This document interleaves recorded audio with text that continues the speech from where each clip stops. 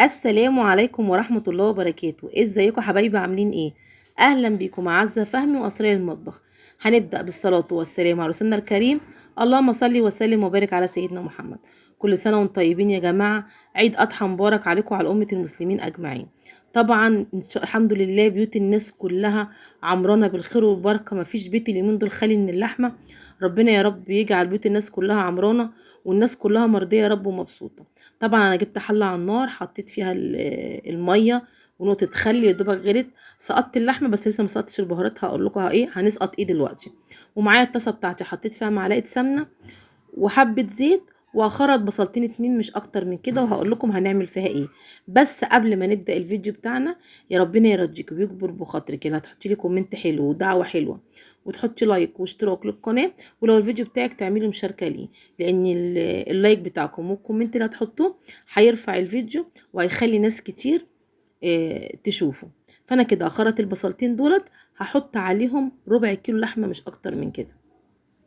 انا مش عايزه ازود اكتر من كده عشان احس بطعم اللحمه، ومش عايزه اقلل عشان برضو ايه تبقى الصينيه يعني ايه مليانه.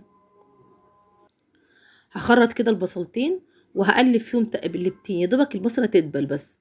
انا عايزه البصله تدبل، مش عايزه اديها لون ولا عايزه اديها اي حاجه. الطريقه دي يا جماعه حلوه جدا، وبتخلي اللحمه المفرومه ما تكلكعش منك لحد ما تدبل البصله. يلا بينا نحط البهارات بتاعتنا. هنا اهوت انا جبت بصلتين رفيعين خرطتهم، هحطهم على الشوربه بتاعتي، وهنزل بحبه فلفل اسمر. ومش هحط ملح دلوقتي خالص لان الملح بيوقف السوا. هحط حبه سكر، ورق رولي، حبهان، بس مش اكتر من كده. ولما اللحمه تستوي بنزل بحبه الملح بتوعي. الحبه دي انا حطيتهم حبه سكر، واسيبها بقى ايه تستوي بقى براحتها وما تعليش النار. كل ما توطي النار على لحمه او فراخ وهي بتستوي بتستوي معاكي كويس جدا. هنا بقى نزلت بربع كيلو المفروم بتاعي. طبعا البصله كانت دبلت ما خدتش اي لون، لان البصله هقلبها هتاخد لون مع ايه مع اللحمه. هقلبها بقى كويس جدا. عايزه اقول لكم انا العصاج يا جماعه بحب اما اعمله ولا احط عليه فلفل الوان ولا احط عليه اي حاجه تانية عشان احس بطعم اللحمه. هو بصل و... ولحمه والبهارات بتاعتي، وكمان ما بكترش في البهارات. حاولي على قد ما تقدري حطي بهارات معينه بس مش اكتر من كده. هقلب بقى كده اهوت. اول ما احس بقى اللي هي خلاص التقلبتين ولونها غير، هنزل بقى بحبه فلفل اسمر، 7 بهارات اللي هو لوري مطحون. البهارات بتاعتك بقى اي بهارات بتحبيها بس ما تكتريش ما تقفريش، وحبه ملح. وهقلب بقى كده اهوت البهارات مع المفروم بتاعي واسيبها تبرد. ريحتها مش قادره اقول لكم جامده جدا، وطعمها مش فظيع. انا طول عمري احب اما اعمل العصاج ده اخد لقمتين منه. هنا بقى انا جبت بقى الشوربه بتاعتي وحطيت فيها حبه ملح. عايزه تحطي في الشوربه حبه لبن تبقى تحفه وبتخلي رق من قلبي طري، مش عايزه ما تحطيش. جبت بقى كده اهوت دهنت القالب بتاعي سمنه. طبعا لو هتعملي صينيه مدوره بتاخد منك 8 رقاقات، 4 فوق و4 تحت. انا عشان هعمل القالب والقالب طويل شويه فهيبقى الموضوع هيتضاعف معايا، يعني انا هحط رقاقتين جنب بعض يبقى احط هنا 16 رقاقه عشان يبقى سمك الرقاية حلو. يا دوبك بتحطي الرقاية في الشوربة وتطلعيها، ما تسيبهاش لما تتهرب، لا، يا دوبك بحطها واطلعها. وبين كل رق والتاني بحط معلقة السمنة. يعني انا بصوا حاطه الرقاق جنبي، السمنة جنبي، العصاج جنبي، كل حاجة والله ما اخدت ثواني، يعني هوا كده كانت خلصت. ساعات بحط في حبة لبن وحبة شوربة وحبة بيكنج باودر، دي من غير اي حاجة والله العظيم، ولا بيكنج باودر ولا لبن ولا اي حاجة، كانت تحفة.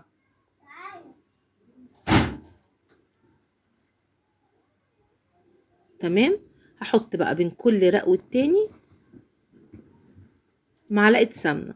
بعد ما اخلص الكمية بتاعت النص، مثلا لو صينية بحط 4 تحت و4 فوق، هحط في النص العصاج. دي عشان خاطر القالب كبير شوية، حاطة 8 فوق و8 تحت. هحط ايه في النص ايه العصاج بتاعي. هنزل بقى كده بالعصاج وهوزعه على القالب بتاعي. كان طعمها تحفة، كانت جميلة جدا. هرجع بقى ارص بقى ايه القالب بتاعنا، وزي ما عملنا تحت هنعمل فوق. هنحط الرقاق في قلب الشوربة وبين كل رق والتاني هنحط ايه السمنه بتاعتنا عشان تبقى مورقه وايه وتبقى طعمها حلو. بصوا ما خدتش ثواني، هتعملي صينيه 2 3 مفيش ثواني هتلاقي نفسك خلصتيها. هتحطي فوق الوش معلقتين سمنه وهتدخليها الفرن. بس كده مش اكتر من كده خدت مني. بصوا كده ايه خلاص كده يعتبر اخرهم كده. هحط بقى فوق الوش سمنه وهدخلها الفرن وهنشوف هنعمل ايه. خلاص دخلت الفرن واللحمه على النار بتستوي على نار هاديه. عايزه اقول لكم الاكل ده ما اخدش مني يعني ساعه زمن. هجيب بقى هوت معلقه سمنه وحبه زيت واحطهم على النار. بعد كده بقى هنزل بمقدار الميه ايه بتاعتي، لان هنا هعمل رز ابيض. الرز ابيض ما فيهوش اي افتكاسات. سمنه على النار تقدح، تنزلي بالميه بتاعتك وحبه الملح وتغسلي الرز بتاعك وتسقطيه. بس كده مفيش اكتر من كده. وتغطيه على نار هاديه تسيبيه يتشرب وبتحطي له الصاجه بتاعتك. خلاص الرز حطيت له الصاجه واللحمه استوت والرقاق اتعمل طبعا، وقطعت العيش دخلته الفرن يتحمص. هنا بقى ايه هنعمله تقليه الطشه بتاعتنا. مش قادره اقول لكم على الريحه. والعيش ده يا جماعه متحمر بالسمنه ريحته حلوه. احط عليه مغرفه شوربه واحده لان انا بحب العيش بتاعي في سنه قرمشه. ريحه التومه بصوا فظيعه يا جدعان جامده جدا.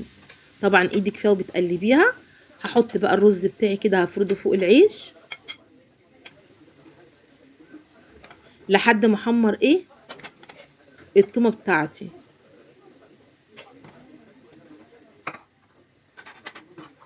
تمام. هنقلب بقى كده التومه بتاعتنا لحد ما تاخد ايه اللون الذهبي الجميل ده. اول ما خدت اللون الذهبي بتاعنا هنزل عليها بقى ايه بالخل بتاعي. حطي كده حبه خل حلوين. احنا الاسكندرانيه يا جماعه بنعمل الفته بتاعتنا بالخل والثوم. في محافظات كتير بتعملها بالصلصه. وبعد كده هنزل عليها بمغرفتين شوربه وحبه ملح وفلفل اسمر. اخف واحلى فته ممكن تاكليها. وخدي كده من الدقه اللي انت عملتيها التقليه ديت وحطيها كده على وش الفته. بجد يا جماعه جميله جدا. احنا هنا مشهورين بالفته بالطريقه ديت جامده قوي. طبعا انا هطلع لحمه مسلوقه واحط لحمه محمره. في اللي بياكل مسلوق واللي بياكل متحمر. طبعا انا كنت طلعت اللحمه كلها حمرتها. بس سبت كام واحده مسلوقين للي مش بيحب اللي متحمر يعني. بصوا بقى شكل طبق الفته وشكل الرقاق وشكل الاكل والشوربه بقى كده مع الليمون بقى.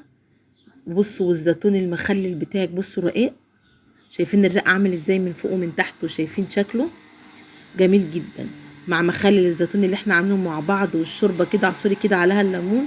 وكلي احلى فته وكل سنه وانتم طيبين وربنا يجعله عيد مبارك على امه الناس اجمعين.